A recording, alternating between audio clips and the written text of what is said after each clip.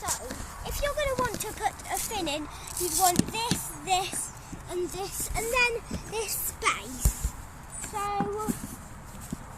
you're going to want to put this in here and slide this in.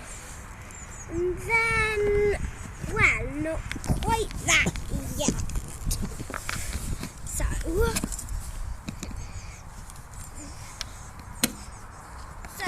So we are going to put this in and slide it down somewhere like here. Then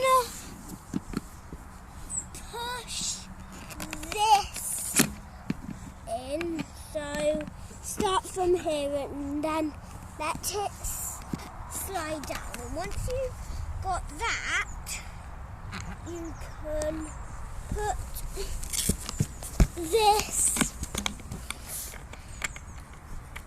in. So you go and put this in, yeah?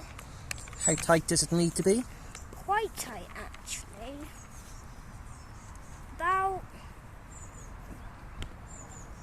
as tight as this.